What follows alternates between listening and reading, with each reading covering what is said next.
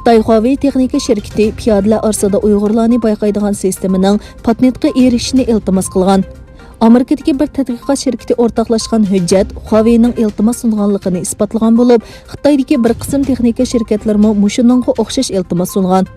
BBC'ning xabar qilishicha, bu shirkat Xitoydagi patent bilan ta'minlaydigan organ davlatlik bilim mulk huquq boshqarish idorasiga hujjatdagi Uyg'urlarga oid tasvirlarni o'chirish uchun ijozat berishni talab qilgan.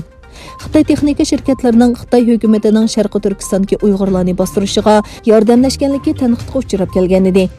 Yaqında Amerikadagi bir tadqiqot shirkati Huawei'ning hukumatga yordamlashib, kishilar to'pi orasidan Uyg'urlarni farqlantiradigan bir yuz tonish sistemasi yasab berganligini oshkorlagan edi. Huawei'ning o'xshamagan millatni farqlantirish uchun sistema tuzish tunji qatim ish emas bo'lib, Huawei 2018-yili Xitoy Fanlar akademiyasi bilan patent iltimos qilgan.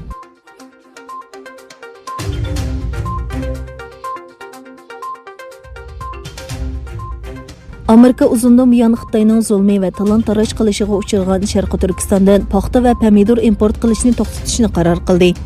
Amerika Tamojna va chegara qo'g'dash idorasi e'lon qilgan bayonotida bu qarorning Kompartiyasining rayonda yashaydigan oz sonli millatlarga qarshi elib berilgan harakatini oxirlashtirish uchun chiqarilganligi bayon qilindi. Tamojna xodimlari majburiy emgak bilan ishlab chiqarilgan deb gumon qilingan barliq mahsulotlarni Sharqiy Turkistondagi ta'minlash zanjiridan chiqarib o'tish uchun tadbir qo'llanganligini bayon qildi. Dunyodagi eng chong paxta bilan ta'minlovchilarning biri bo'lgan Sharqiy Turkistondan paxta importining cheklanishi dunyo savdosiga ko'rinarli ta'sir ko'rsatganligi ilgari surilmoqda. Washington hukumati ilgari bir qism shirkatlarning Sharqiy Turkistonda ishlab chiqarilgan mahsulotlarni import qilishni cheklagan.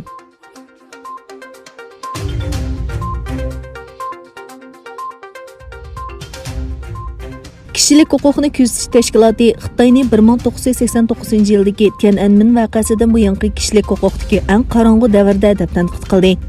Kishilik huquqni kuzatish tashkiloti tomonidan e'lon qilingan 2020-yillik Dunyo kishilik huquq dokladida Xitoyning Uyg'ur avtonom rayoni, Ichki Mo'ng'ul va Tibet avtonom rayonlaridagi millatlarga tutgan pozitsiyasining yomonlashganligi, Hong Kongga bo'lgan bisimining kuchayganligi va Xitoyning yangi tipdagi Wuhan virusining yuqum ahvolini yoshirganligi o'tirg'a qo'yilgan. Beijing hukumatining Xitoy Kompartiyasiga bo'lgan sadoqatmanligiga kafolatlik qilish uchun ko'rsatgan bisimning butun mamlakatga cho'nqirlashganligi ta'kidlangan dokladda Sharqiy Turkistonda yashaydigan Uyg'urlarni xohlagancha tutib turish, majburiy emgakka silish va keng ko'lamli nazorat qilish faoliyatlarining davom qilayotganligi o'tirg'a qo'yilgan. Dokladda yana yerlik ma'arif organlarining 2020-yili 9-oyda Mo'ng'ulchaning o'rniga Xitoy tillik ma'arifni majburiy yo'lga qo'ygandan keyin Ichki Mo'ng'oliyada namoyish o'tkazilganligi, Tibet rayonidagi doiralarning din, fikr, harakat va yig'ilish erkinligini cheklaganligi ko'rsatilgan.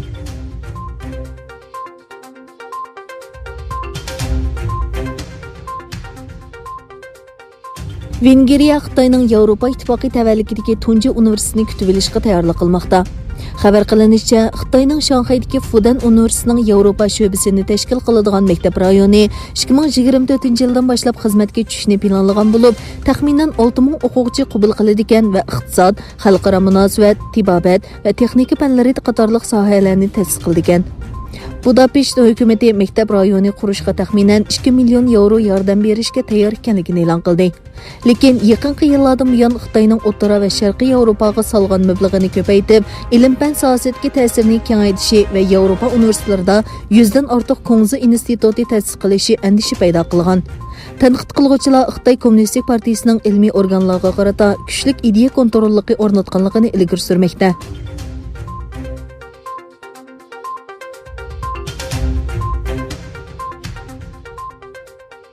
Amerika Avam Palatasida o'tkazilgan bilet tashlashda Prezident Donald Trumpning vazifasidan elib tashlash qonun loyihasi qabul qilindi va Trump ikki qatim vazifasidan elib tashlash harakatiga uchirgan tunji Amerika prezidenti bo'ldi.